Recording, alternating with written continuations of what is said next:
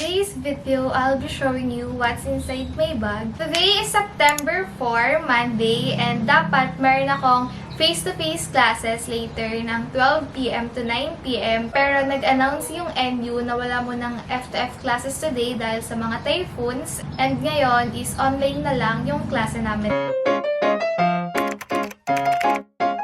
So, lately, ito yung ginagamit kong bag sa school. Itong bag na to is bigay sa akin ng aking mama. So, if you guys are interested to see what's inside my bag, then please keep on watching. A quick story lang guys before tayo mag-start. Paiba-iba talaga ako ng ginagamit na bag kapag pumapasok ako. Pero lately, is ito nga yung ginagamit ko. Medyo mahilig kasi sa bags yung mommy and yung mama ko. So, maraming bags dito and hindi lahat nagagamit nila. So, pinapagamit nila sa amin. So, ito nga is galing to sa aking lola. And nalalakihan siya, kaya binigay niya na sa akin.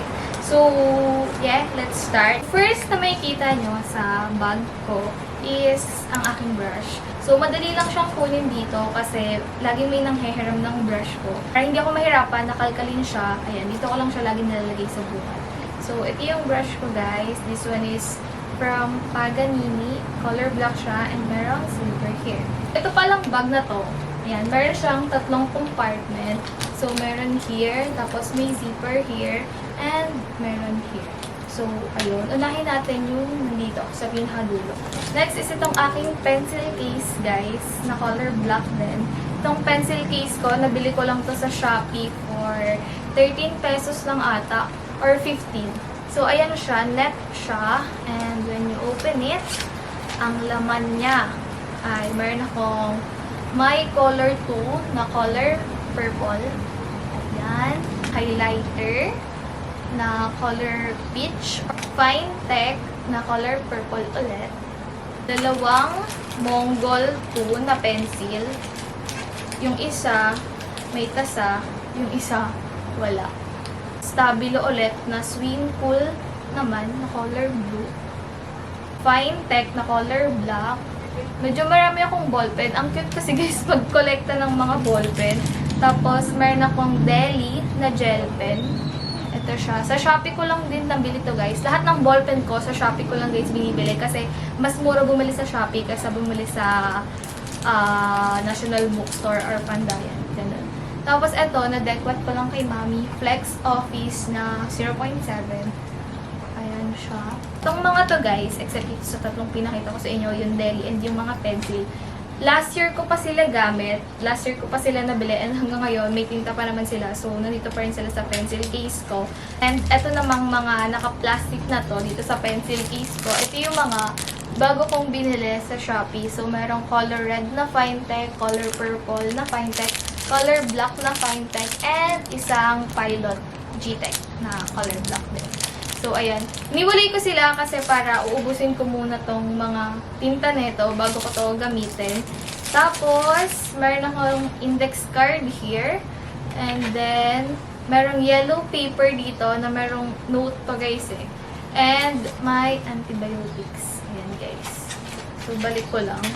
So, itong yellow paper na to, hindi ko siya tinatapon kasi, ano to eh, nung nagre-review kami nila Josh, ng mga friends ko, kila Gab. Tapos, ano kasi yun eh, nagre-review kami for our qualifying exam and hindi namin syempre alam kung papasa kami. Pero thank God, nakapasa kami ng qualifying exam namin and magkakaklase pa rin kami ngayon. Meron lang nalipat sa amin ng section pero BSA student pa rin.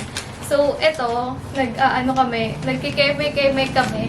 Meron kaming after graduation plan. Tapos, merong evil eye para hindi siya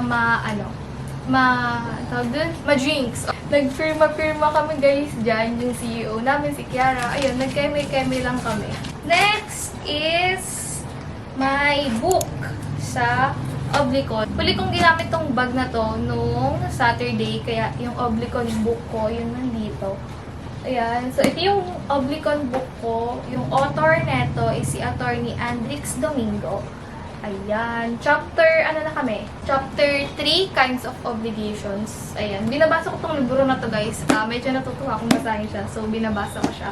Next is itong aking binder. So, itong binder ko guys, marami rin siyang tele. So, binili ko to sa Lazada naman. And ito yung itsura niya guys. Lapit ako kasi ang laki sa akin ng camera. So, meron siyang ano here, parang garter. And when you open it, baliktad pala. Ganyan siya. So, pagbukas nyo, merong ano dito, ziplock na 4 binders talaga. Ganyan yung itsura niya. Meron ulit ditong 3 ballpen, 2 deli, isang purple and isang black, tapos isang Finetech na color black. Itong deli na to, sa Shopee ko lang din guys to nabili. Ang ganda ng tinta nito and parang 12 pesos lang yata siya or 10 pesos. And then next is yung 2 kong sticky notes na ginagamit ko sa books ko. Ayan. So, ayun lang naman itong ziplock na to. And meron siyang divider na 9. Pero kulang pa yung refills ko guys. Ayan. Kasi sa Oblicon pa lang kami nakakapag-klase. And dun pa lang ako may notes. Alam niyo guys, sobrang dami kong ballpen, di ba? Ang dami kong ballpen na napakita sa inyo.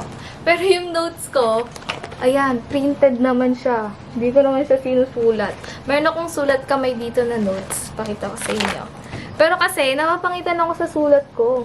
Ayan siya. So, ito, before discussion. Ito yung notes ko before discussion nung pinapag-advance reading kami. So, habang nagbabasa ako, nag-notes ako dyan. Then, tinamad na akong ituloy, kaya pinrint ko na yung mga kasunod. So, ito na yun. Chapter 4, Kinds of Obligations. Ayan. And then, during discussion naman, ganito naman ako mag-notes. Ayan. Nakalapis naman siya. Hindi ko rin alam kung bakit bumibili ako ng maraming ballpen, kung bakit ako nagko-collect ng ballpen. Eh, hindi naman ako pala sulat na tao. Actually, nagagamit ko lang talaga guys yung ballpen ko kapag meron kaming quiz, exam. Kasi doon, kailangan talaga naka-ballpen. Pero kapag nag-notes ako during discussion, nakalapis lang talaga. Next na naman ang aking bag. Wala nang laman yung side na to. So, dito na tayo sa side na to. And ito guys is mini ref char. Pero, ang laman netong side na to is halos mga foods ko. Kasi takot akong magutom guys. So, meron akong coffee ko na candy. Ayan, medyo na-addict na ako sa lasa netong candy na to. Sobrang sarap niya kasi guys. And nakakawala naman siya ng antok during class. So, ayan. Pag inaantok ko, kumakain lang ako netong candy na to. And then guys, meron akong baon. Pakita ko sa inyo. Meron akong Rubisco butter, Cairo, and Creamo. Diba? Takot akong magutom guys. Kaya, ayan, nagbabaon ako ng biscuits. And mas mura kasi yung biscuits dito sa tindahan sa amin kaysa sa kantin namin. So, dito na ako bumibili ng biscuits. May ID. Ito yung ID ko guys. Super duper ganda ng lace namin. And any Fairview Accountancy. And ito yung ID ko. Ito yung ID ko sa JTIA. And ito yung naging ID namin nung membership drive. And the next lalaban ng aking bag guys is itong 3 kong wallet. So, i-explain ko sa inyo guys ha. Sabi nyo, bakit ang dami naman itong wallet? Marami akong wallet guys, pero konti lang yung pera ko. Or wala pa nga. Konti to wala yung pera ko. So, itong wallet na to guys, ito talaga yung wallet na gamit ko. Kasi, ito yung lagayan ko ng barya. So, pag nagko-commute ako, kapag magbabayad ako ng parking, dito ako kumukuha kasi nga, barya lang yung laman nito. So, ayan. Hindi lang pala barya, pati pala yung 50 at saka yung mga 20s ko, dito ko nilalagay. So, ayan, pati mga resibo, ayan. Kapag break time namin, tapos mga 15 minutes lang, bababa kami ng SM or ng canteen, ito lang yung dinadala kong wallet. Ayan siya. And then, yung next wallet ko naman is ito. Ito naman, itong wallet na to, dito nakalagay yung mga hundreds and mga 1,000 ko na bill. Pero wala akong ganong pera ngayon. So, ito siya. And, pagka-open nyo, nandito yung mga cards ko. Ito yung debit card ko, yung driver's license, yung dependent ID ko, and yung SMAC card ni Mami. Tapos, dito sa kabila is mga Polaroids ko lang. Tapos, nandito yung mga bills. Ayan. And, dito sa zipper is wala akong nilalagay dyan. Ang nandito lang is yung may coin ako here, pero bawal siyang gastusin kasi nung binili ko tong wallet na to, nilagyan siya ng coin ni Mami and it's pampaswerte. So, nandyan lang siya, yung coin na yun. And then, last wallet ko guys is ito. Ito, kakabigay lang sa akin to guys ni Gab. Hindi ko alam kung saan ko siya gagamitin. As you can see, meron pa siyang foam here kasi kakabigay lang sa akin guys neto ni Gab nung Saturday. So, thank you so much Gab sa wallet na to. So, ayun yung tatlo kong wallet. Wala nang laman here and here. So, dito na tayo sa zipper. So, when you open it, ang first na makukuha natin ay ang aking lippy. This one is from Maybelline. This is their vinyl ink in the shade Charm. Ayan. Ito yung shade na ginagamit ni Belle, kaya ito rin yung binili kong shade. Next is may basura pa. Meron pang walang bala na film. Ayan. 1/4 na quiz pad. Resibo. Mga ponytails like this. Merong pads kasi red days ko ngayon guys. Merong scissor here. Tapos, last but not the least is ang aking lip balm. Yung shade na to is Cosmo. Sobrang gamit na gamit ko to. And ayan, paubos na siya. Ayun lang guys, ayun lang yung laman ng aking bag. Ayun lang yung mga gamit na dinadala ko sa aking school. So, that's it for today's video. Ayun lang yung laman ng aking bag and I hope na-enjoy nyo panoorin itong video na to. It's been a while since nakapag-vlog ako. Hindi ko alam kung naging maayos ba yung flow na itong vlog na to. Pero ayun. See you on my next video guys. Bye!